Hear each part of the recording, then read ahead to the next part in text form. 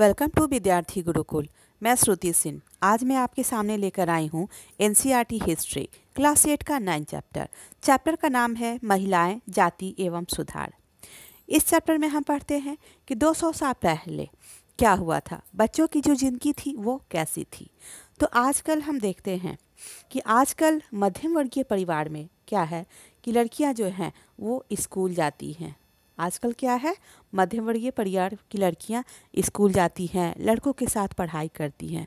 फिर वो बहुत सारी ऐसी भी लड़कियां हैं जो कॉलेज जा रही हैं, विभिन्न प्रकार की नौकरियां करती हैं, जैसे डॉक्टर, इंजीनियर, शिक्षिका, कई तरह की जिसको जो इच्छा है वो नौकरी करती हैं। इसके अलावा हम देखते हैं आगे क्या कि कानूनन जब वो शादी के लिए उनका जब उम्र बालिग होना ज़रूरी होता है। यहाँ बालिग का अर्थ क्या है, यहाँ है कि कम से कम लड़के की उम्र 21 वर्ष और लड़की का उम्र 18 वर्ष होना ज़रूरी है, तभी बच्चे जो लड़के लड़की हैं वो बालिग होंगे और कानून के अनुसार वो किसी भी जाति व समुदाय के व्यक्ति के साथ शादी कर सकती हैं। यहाँ तक कि विधवाओं को भी दोबारा शादी करने का अधिकार दिया गया है। फिर हम देखते हैं कि महिला जो है वो पुरुषों की तरह वोट डाल सकती हैं, चुनाव लड़ सकती हैं। लेकिन अब यहाँ देखा गया है कि क्या ये जो अधिकार दिया गया है, ये सारे अधिकार क्या सभी महिलाएं इसका उपयोग कर पाती हैं? तो नहीं। कारण इसका क्या है? तो गरीबों को शिक्षा बहुत मुश्किल से मिल पाता है, क्योंकि उन्हें मौका ही बहुत मुश्किल से मिल पाता है।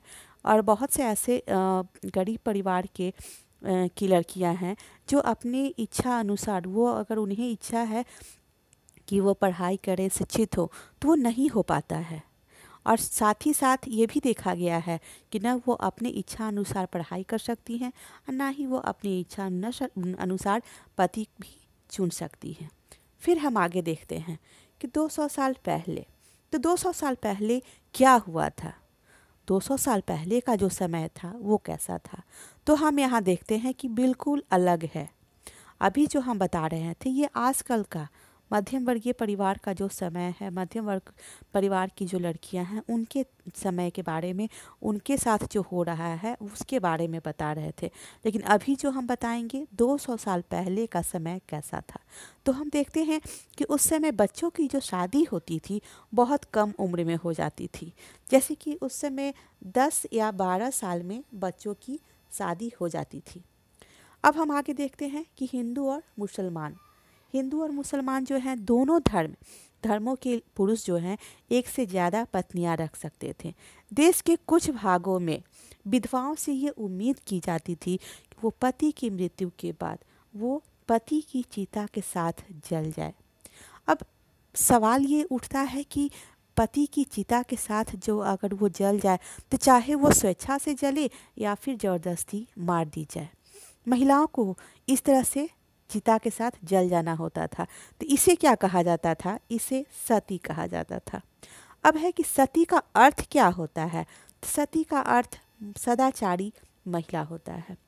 तो हम यहाँ देखते हैं कि स्त्रियों के साथ जो स्त्री जल जाती थी, सती हो जाती थी, उसे उसकी बहुत तारीफ की जाती थी, उसे सती कहकर महिमा मंडित किया जाता था। कुछ भागों में ये भी बात फैली हुई थी कि देश के कुछ भागों में था कि लोगों को ये विश्वास था कि अगर औरत पढ़ी लिखी होगी, अगर महिला पढ़ी लिखी होगी तो वह जल्दी ही विधवा हो जाएगी। तो इस तरह का जो अंधविश्वास था कई क्षेत्रों में लोगों में फैला हुआ था। फिर हम आगे देखते हैं कि ये जो फ़र्क था स्त्री और पुरुष के बीच, ये सिर्फ फ़र्क स्त्री और पुरुष के बीच ही नहीं था, बल्कि ये जातियों में भी ये फ़र्क देखा गया था। जैसे हम देखते हैं कि ब्राह्मण और क्षत्रिय, तो ब्राह्मण और क्षत्रिय जो हैं ये अपने आप को ऊंची जाति को मानते थे। फिर हम आगे देखते हैं कि व्यापारी, महाजन और जो इससे जुड़ी जो जातियाँ हैं वो अपने आप को वैश्य मानती थी, उनको वैश्य कहा गया था। फिर काश्तकार, बुनकर और कुम्हार जैसे 10 कार थे, उन्हें शूद्र कहा गया था। अब देखते हैं कि इस श्रेणी में, इस जाति की श्रेणी में जो सबसे निचली पायदान पर होते थे, ऐसी जातियां थी जो गांव के शहरों को साफ सुथरा करती थी या फिर ऐसे काम करती थी जिन्हें ऊंची जातियां लोग नहीं करते थे, उसे दूषित कार्य मानते थे। तो ये निचले पायदान की जो जाति थी वो दूषित कार्य करते थे, यानी ऐसे कामों को करना जिससे कि लोग, बड़े जाति के जो लोग हैं वो समझते थे कि इनकी वजह से हम भ्रष्ट हो जाएंगे, वो जो है इन्हें अछूत मानते थे। तो इस तरह से जो व्यवहार किया गया था निचली पावदान के लोगों के साथ, तो ये क्या है, ये उनके साथ भेदभाव किया गया था, फ़र्क किया गया था। हम देखते हैं कि मंदिरों में प्रवेश करने वाले जो भी सवर्ण जाति के थे, उन्हें जो भी वो इस्तेमाल करते थे, उस जगह पर उस पानी को, उस कुएं को, ये जाति जो नीची जाति के थे वो इन्हें उसे नहीं इस्तेमाल करते थे। जिस जाति पर, नदी पर, तालाब पर, घाट पर ऊंची जाति के लोग जाते थे तो वहाँ इन्हें जाने का इजाज़त नहीं थी। या फिर हम कह सकते हैं कि किसी भी मंदिर में या जिस स्थान पर वो जाते थे वहाँ ये नहीं जाते थे, यानी कि उन्हें निम्न दर्जे का मनुष्य माना जाता था, निम्न दर्जे का समझा जाता था। लेकिन अब यहाँ सवाल ये उठता है कि ये जो फ़र्क था जातियों के बीच, स्त्री और पुरुषों के बीच, तो क्या इसमें बदलाव आना ज़रूरी था? तो हाँ, इसमें बदलाव आना ज़रूरी था और ये परिवर्तन हुआ भी था। तो हम आगे देखते हैं परिवर्तन की दिशा में उठते कदम। तो अब परिवर्तन हो रहा है। तो 19वीं सदी की शुरुआत से ही हम देखते हैं कि सामाजिक रीति रिवाजों, मूल्य मान्यताओं, बहस, ये सब संबंधी चर्चाओं के रूप में बदलता समय दिखाई दे रहा था। तो अब हम देखते हैं कि ये जो समय बदल रहा है, ये जो परिवर्तन आ रहा है, तो इसमें परिवर्तन आने का सिर्फ एक बहुत ही महत्वपूर्ण कारण क्या था? संचार। वो क्या था? संचार। तो संचार हम किसे कहेंगे? संचार का अर्थ हुआ कि हम किसी से फ़ोन पर बात कर रहे हैं, टीवी देख रहे हैं, तो ये क्या हुआ? ये संचार ही हुआ। तो संचार जो है परिवर्तन में महत्वपूर्ण भूमिका निभाई थी। फिर हम देखते हैं कि किताबें, अखबार, पत्रिकाएं, पर्चे और पुस्तिकाएं छप रही है। तो इससे क्या हुआ कि ये अधिक से अधिक लोगों तक ये पहुंच रही है। और इसके पहले जो पांडुलिपि छपती थी, तो पांडुलिपि जो है वो अधिक लोगों तक, ज़्यादातर लोगों तक पहुंच नहीं पाती थी। तो जिसके कारण क्या होता था कि लोगों का जो विचार है, हमारा विचार या फिर उनका विचार, एक दूसरे तक, लोगों को, आम जनता तक पहुंच नहीं पाती थी। और अब हो रहा है कि नए शहरों में तमाम, जैसे सामाजिक, राजनैतिक, आर्थिक और धार्मिक मुद्दों पर पुरुष और महिला के बीच जो चर्चा हो रही है, ये चर्चाएं आम जनता तक पहुंच रही है। तो ये कैसे पहुंच रही हैं? जो अखबार है, पत्रिकाएँ हैं, उनके ज़रिए, एक दूसरे के ज़रिए विचारों को, देश में क्या हो रहा है, किस क्षेत्र में क्या हो रहा है, तो ये जो सामाजिक परिवर्तन से जुड़ा हुआ है। फिर इसमें सबसे महत्वपूर्ण भूमिका अब निभाते हैं कौन? राजा राम मोहन राय। राजा राम मोहन राय 1772 से 1833। ये जो राजा राम मोहन राय कलकत्ता में ब्रह्म सभा के नाम से एक सुधारवादी संगठन बनाते हैं। तो ये ब्रह्म सभा के नाम से बनाते हैं, जिसे बाद में ब्रह्म समाज के नाम से जाना जाता है। राजा राम मोहन राय जो लोग थे, ये सुधारक थे, बहुत बड़े समाज सुधारक थे। और इनका मानना था कि समाज में परिवर्तन लाना बहुत ज़रूरी है, क्योंकि समाज में परिवर्तन नहीं होगा, जो समाज में अन्यायपूर्ण तरीके से छुटकारा पाना बहुत ज़रूरी है। और उनका ये भी विचार था कि इस परिवर्तन लाने के लिए लोगों को इस बात के लिए प्रेरित करना होगा कि आप जो पुराने व्यवहार, आप जो पुरानी ज़िंदगी जी रहे हैं, उसे नए ढंग से जीने का ज़रूरत है, नए ढंग से अपनाने का बहुत ज़रूरी है। और इसके लिए उनका मानना था कि लोगों को प्रेरित किया जाए इसके लिए। अब हम देखते हैं कि पश्चिमी सभ्यता। तो राजा राम मोहन राय जो थे ना, वो पश्चिमी शिक्षा के प्रचार में या समर्थन करते थे। उनका मानना था कि महिलाओं को स्वतंत्रता और समानता के पक्षधर थे वो। उनका कहना था कि महिलाओं को स्वतंत्र होना चाहिए, स्वतंत्रता मिलनी चाहिए, उन्हें शिक्षित होना चाहिए, उन्हें सभी स्त्री और पुरुष को समान अधिकार मिलना चाहिए। फिर उनका लिखना था कि वो राजा राम मोहन राय लिखे थे कि महिलाओं को जबरन घरेलू कामों में ही बांध कर रखा गया है। उनकी जो दुनिया है सिर्फ घर और रसोई तक ही सीमित है। उन्हें बाहर जाकर पढ़ने लिखने की कोई भी इजाज़त नहीं थी। फिर हम आगे देखते हैं। अब हम देखते हैं कि विधवाओं की ज़िंदगी में बदलाव लाने की कोशिश, ये पॉइंट है। इसमें देखते हैं कि राजा राम मोहन राय जो थे वो संस्कृत, फारसी तथा अन्य कई भारतीय एवं यूरोपीय भाषाओं के अच्छे ज्ञाता थे। वो कहते थे, राजा राम मोहन राय अपने लेखन के जरिए ये सिद्ध करना चाहते थे कि कहाँ लिखा हुआ है, प्राचीन ग्रंथों में कहाँ लिखा हुआ है कि विधवाओं को जलाने की अनुमति दी गई है, कहाँ लिखा हुआ है। ये कहीं भी किसी भी ग्रंथ में नहीं लिखा हुआ है कि जलाने की अनुमति नहीं दी गई है। साथ ही साथ हम देखते हैं कि ये जो विधवाओं को जलाने की जो परंपरा था, ये जो रस्म रिवाज था, तो इसे अंग्रेज अफसर भी भारतीय परंपरा और रीति रिवाजों की आलोचना करते थे। राजा राम मोहन राय उनके विचारों से सहमत थे, तो सभी जो थे राजा राम मोहन राय के विचारों से सहमत थे और इसी फलस्वरूप 1829 ईस्वी में सती प्रथा पर पाबंदी लगा दी गई थी। आगे देखते हैं। फिर हम देखते हैं कि सती समर्थक यानी सती प्रथा के जो समर्थन करते थे उनका विचार क्या था। उनका कहना था कि औरतें जो हैं कुदरती तौर पर कमज़ोर, कम समझदार, बिना दृढ़ संकल्प वाली होती हैं, भरोसे के योग्य वो नहीं होती हैं। उनमें से बहुत सारी खुद ही अपने पति की मृत्यु के बाद उसके साथ जाने की कामना करने लगती हैं, परंतु वे कहीं धधकती आग से भाग न निकले, इसलिए पहले हम उन्हें चिता की लकड़ियों से कसकर बांध देते हैं। तो ये जो कहा गया है, जो सती प्रथा के समर्थन करते हैं, जो सती प्रथा के समर्थन में हैं, जो अपनी बात को प्रकट कर रहे हैं। फिर हम आगे देखते हैं कि सती प्रथा के विरोधी कौन हैं। उनका विचार क्या था। उनका कहना था कि आप लोगों ने मतलब महिलाओं को अपनी स्वाभाविक क्षमता का प्रदर्शन करने का सही मौका ही कब दिया गया था। फिर भला तुम ये कैसे कह सकते हो कि उनमें समझ नहीं होती। अगर ज्ञान और शिक्षा के बाद भी कोई व्यक्ति न समझ सकता हो तो पढ़ाई की गई चीज़ों को ग्रहण न कर पाए तो हम उसे अक्षम मान सकते हैं, परंतु अगर तुम औरतों को पढ़ने का मौका ही नहीं दोगे तो तुम उन्हें कम तगड़ कैसे कह सकते हो। तो ये जो वाक्य कहा गया है, ये जो विचार प्रकट किया गया है उनके लिए, वे लोगों के द्वारा जो कि सती प्रथा के विरोधी थे। फिर हम आगे देखते हैं। प्रसिद्ध सुधारक ईश्वरचंद्र विद्यासागर, ये जो हैं विधवा विवाह के पक्ष में प्राचीन ग्रंथों का ही हवाला देते हैं। तो प्राचीन ग्रंथों का जो हवाला देते हैं वो कौन देते हैं? ईश्वरचंद्र विद्यासागर। ये 1856 में विधवा कानून पारित किया गया था।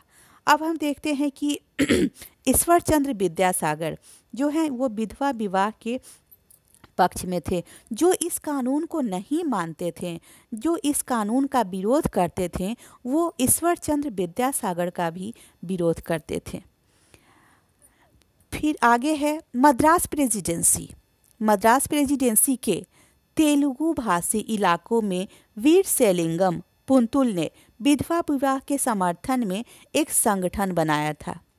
तो संगठन जो बनाया गया था विधवा विवाह के समर्थन में, वो किसके द्वारा?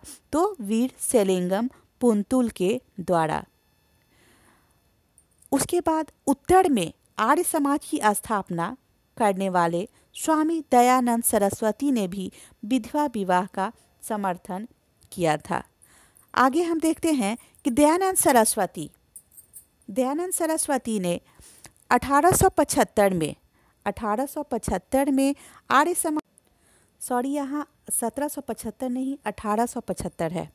तो 1875 में आर्य समाज की स्थापना की गई और आर्य समाज ने हिंदू धर्म को सुधारने का प्रयास किया गया था।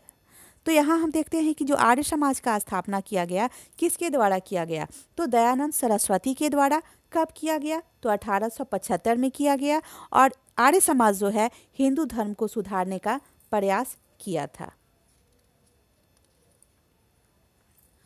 अगला पॉइंट है लड़कियां स्कूल जाने लगती हैं। कलकत्ता में विद्यासागर और बम्बई में बहुत सारे अन्य सुधारकों ने लड़कियों के लिए स्कूल खोला था। अब लोगों को इसमें क्या, जब इस लड़कियां स्कूल जाने लगी, जब पढ़ने लगी, आगे बढ़ने लगी, तो लोगों को ये भय हो गया कि स्कूल जाने वाली जो लड़कियां हैं, लड़कियों को घर से ले जाएंगे, उन्हें घरेलू कामकाज नहीं करने देंगे। स्कूल जाने के लिए लड़कियों को मतलब सार्वजनिक स्थानों से गुजरना पड़ता है। तो लोगों के लोगों के मन में ये भय हो गया स्त्रियों के को लेकर। इस तरह से अच्छा, उनके मन में ये भी हो गया, बहुत सारे लोगों को ये भी लगने लगा कि इससे लड़कियां क्या है, पढ़ेंगी, आगे बढ़ेंगी, शिक्षित होंगी, तो वो लड़कियां जो हैं वो बिगड़ जाएंगी। उनकी मान्यता थी कि लड़कियों को सार्वजनिक स्थानों से दूर रहना चाहिए। फिर हम देखते हैं राजसुंदरी देवी। राजसुंदरी देवी जो थी, वो उन्हें पढ़ने की इतनी इच्छा थी कि वो रात में दिए की टिमटिमाती लौ में चोरी छिपे पढ़ना लिखना सीखा था। फिर हम देखते हैं 19वीं सदी के आखिर हिस्से में क्या हुआ। आर्य समाज द्वारा पंजाब में और ज्योतिबा राय फूले द्वारा महाराष्ट्र में लड़कियों के लिए स्कूल खोला गया था। फिर हम आगे देखते हैं, मुस्लिम परिवारों की महिलाओं ने अरबी में कुरान शरीफ पढ़ना सीखना शुरू कर दी। तो इसमें जो है मुमताज़ अली, ये जो है सुधारक थी, समाज सुधारक थी। इनका कहना था, ये कुरान शरीफ के आयतों का हवाला देकर कहती हैं कि महिलाओं को शिक्षित होना जरूरी है, महिलाओं को शिक्षा का अधिकार मिलना चाहिए। फिर है बेगम रुकैया शेखावत। अगला पॉइंट है महिलाओं के बारे में महिलाएं लिखने लगी। अब हम देखते हैं कि जब महिलाएं आगे बढ़ रही हैं, स्कूल जा रही हैं, कॉलेज जा रही हैं, तो ये अब एक दूसरे के बारे में समझ रही हैं, लिख रही हैं। तो भोपाल की बेगमों ने अलीगढ़ में लड़कियों के लिए प्राथमिक स्कूल खोले। बेगम रुकैया शेखावत हुसैन, ये भी कलकत्ता और पटना में मुस्लिम लड़कियों के लिए स्कूल खोला गया था। तो कलकत्ता और पटना में किसके द्वारा, तो बेगम रुकैया शेखावत के द्वारा स्कूल खोला गया था। बेगम रुकैया शेखावत का मानना था, उनका मानना था कि प्रत्येक धर्म के जो धार्मिक नेता हैं वो औरतों को निचले दर्जे में रखते हैं। तो प्रत्येक धर्म के जो नेता हैं वो औरतों को निचले दर्जे के समझते हैं, निचले दर्जे में रखते हैं। ये किसका मानना था, तो बेगम रुकैया शेखावत का मानना था। फिर हम देखते हैं कि 1880 के दशक आते आते अब क्या होता है, भारतीय महिलाएं जो हैं वो विश्वविद्यालय में प्रवेश करने लगती हैं। अगला है ताराबाई शिंदे। ताराबाई शिंदे जो हों वो स्त्री पुरुष तुलना नाम से एक किताब प्रकाशित करती हैं। तो ताराबाई शिंदे जो है स्त्री पुरुष नाम से जो किताब प्रकाशित करती हैं, उसमें क्या लिखा हुआ था, उसमें किस बात पर चर्चा किया गया था, तो जिसमें पुरुषों और महिलाओं के बीच सामाजिक फ़र्कों की आलोचना की गई थी। तो सामाजिक फ़र्कों की जो आलोचना की गई थी, तो किस में, स्त्री पुरुष तुलना में। और ये किसके द्वारा लिखा गया, ताराबाई शिंदे के द्वारा। फिर हम देखते हैं संस्कृत की महान विद्वान पंडिता रमाबाई, उनका मानना था कि हिंदू धर्म महिलाओं का दमन करता है। तो आगे हम इसके पहले अभी देखें क्या कि बेगम रुकैया शेखावत का क्या मानना था कि प्रत्येक धर्म के धार्मिक नेता औरतों को निचले दर्जे के समझते हैं, और पंडिता रमाबाई का मानना था कि हिंदू धर्म महिलाओं का दमन करता है। पंडिता रमाबाई पूना में एक विधवा गृह की स्थापना करती हैं, जहां पर महिलाओं को पनाह दी जाती हैं। महिलाएं जो अत्याचार झेल रही हैं उन्हें आसरा दिया जाता है। फिर हम देखते हैं कि 19वीं सदी के आखिर तक खुद अब महिलाएं क्या करती हैं इस सुधार में, वो खुद पढ़ना लिखना शुरू कर दी हैं। अब वो इस क्षेत्र में बढ़ चढ़ कर हिस्सा ले रही हैं। 20वीं सदी में क्या होता है, 20वीं सदी में जवाहरलाल नेहरू, सुभाष चंद्र बोस जैसे नेताओं ने महिलाओं के लिए अधिक स्वतंत्रता और समानता की मांग की। वो अधिक स्वतंत्रता और समानता का समर्थन करते हैं। उनका मानना था, उनका कहना था, वो आश्वासन दिए महिलाओं को कि स्वतंत्रता मिलने के बाद सभी पुरुषों और महिलाओं को वोट डालने का अधिकार दिया जाएगा। बाल विवाह के विरुद्ध कानून। अब क्या है कि बाल विवाह के विरुद्ध भी कानून बनाया गया था। तो 1929 में बाल विवाह निषेध अधिनियम पारित किया गया था। इस कानून के तहत कहा गया था, इस कानून के अनुसार 18 साल से कम उम्र के लड़के और 16 साल से कम उम्र की लड़की की शादी नहीं की जा सकती है। फिर बाद में क्या हुआ, यह उम्र बढ़ाकर 21 साल के लड़के और 18 साल की लड़की, ये उम्र बताया गया था कि इसी उम्र में लड़की की शादी की जाएगी। फिर हम देखते हैं कि आज हमारे समाज में क्या कंडीशन है। आज हमारे समाज में क्या हो रहा है कि हमारे देश में 20% से ज़्यादा लड़कियां की जो शादी होती है वो 18 साल से पहले ही की जाती है, पहले ही कर दी जाती है। तो फ्रेंड्स, आपको मेरा वीडियो कैसा लगा? आप मेरे वीडियो को लाइक, शेयर और सब्सक्राइब ज़रूर करें। आप कमेंट बॉक्स में ज़रूर बताएं कि आपको मेरा वीडियो कैसा लगा। Thank you.